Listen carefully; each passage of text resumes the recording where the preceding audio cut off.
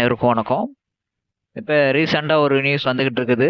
நகராட்சி நிர்வாகத்துறையில வந்து கால்பல் பண்ணியிருந்தாங்கல்ல, அந்த பணியிடத்துக்கு வந்து பார்த்தீங்க அப்படின்னா நிறைய காசு கட்டி வேலைக்கு சேர்ந்த மாதிரி நியூஸ் வந்திருக்குது. இது வந்து பார்த்தீங்கன்னா தெரிஞ்ச இந்த வேலையிலே இந்த ஒரு வேலை இப்போ வெளியில லீக் ஆகுது. தெரியாம எத்தனை வேலை வாய்ப்புகள்ல எவ்வளவு பணங்கள் வந்து கை மாறி இருக்கலாம்.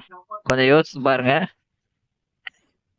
38 பேரில் 150 பேர் பணியின் தன்மையை பொறுத்து தலா 25 35 லட்சம் வரை லஞ்சம் கொடுத்து அரசு வேலை பெற்றுள்ளது தெரிய வந்துள்ளது அப்படின்னு அமலாக்கத்துறைக்கு வந்து பாத்தீங்கன்னா கடிதம் டிஜிபிக்கு வந்து எழுதியிருக்கிறாங்க.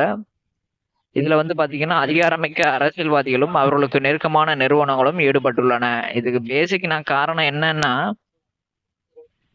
மக்கள் திருந்த வேண்டும், நாம முதல்ல திருந்தணும்.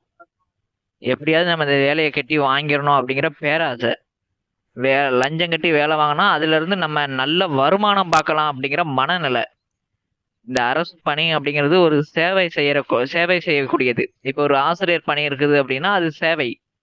எப்படியாவது ஆசிரியர் போய் ஒரு 10 பையங்களை நம்ம எப்படியாவது படிக்க வச்சிடணும், அப்பதான் நாடு வந்து முன்னேறும் அப்படிங்கிறது அரசு ஆசிரியரோட பணி. சரிங்களா? அதுல வந்து லாபத்தன்மை இல்லாதது. ஒரு மருத்துவ பணி பாத்தீங்கன்னா மத்தவங்களுடைய உயிரை காக்கணும் அப்படிங்கிற ஒரு பணி.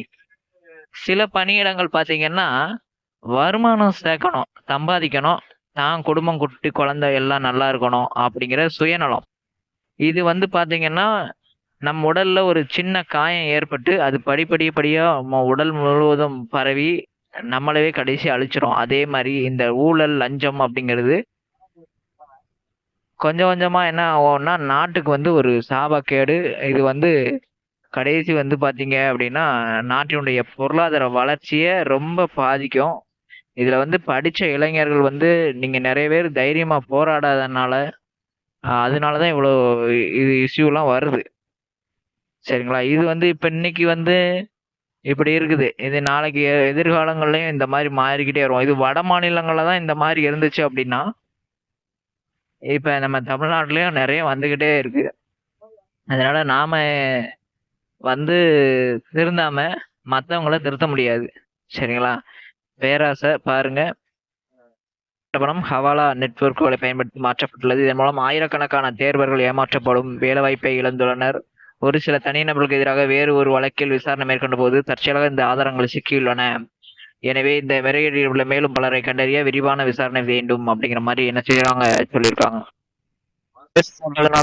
பாருங்க, அப்ப எத்தனை வேலை வாய்ப்புகள்ல கிராம வில்லேஜ் அசிஸ்டன்ட், யூனியன் ஆபீஸ் இதுகள் எல்லாமே பாத்தீங்க அப்படின்னா லஞ்சம் அப்படிங்கிறது நடக்கதான் செய்யுது. இதை யாரும் வந்து வெளியில எல்லாம் சொல்றதுக்கு தயக்கம். நீதிமன்றத்தை நாடுங்க. நீதிமன்றம் மூலமா மட்டும்தான் நீங்க வந்து உங்களுடைய நியாயத்தை வந்து வாங்க முடியுமே தவிர வேற நீங்க எங்க போனாலும் சரி, எந்த ஆட்சி மாற்றம் ஏற்பட்டாலும் இது காலங்காலமா நடக்கிறது. இது வந்து மக்கள் தான் திருந்தணும். மக்கள் மேலதான் மிஸ்டேக். எப்படியாவது ரூபாயை கட்டி வேலை வாங்கிடணும். அதன் மூலமா நம்ம இன்னைக்கு 35 லட்சம் ரூபாயை கட்டி வேலைக்கு சேர்ந்தோம் அப்படின்னா அடுத்து லஞ்சம் வாங்கணும், வாங்கி ரூபாயை சேர்க்கணும் அப்படிங்கிற மனநிலை ஆக்சுவலா நடக்குது. சரிங்களா? அதனால படித்த இளைஞர்கள் நிறைய கோர்ட் எக்ஸாம் எழுதுங்க. கோர்ட் மட்டும்தான் பாத்தீங்க அப்படின்னா ஃபுல் அண்ட் ஃபுல் மெரிட்.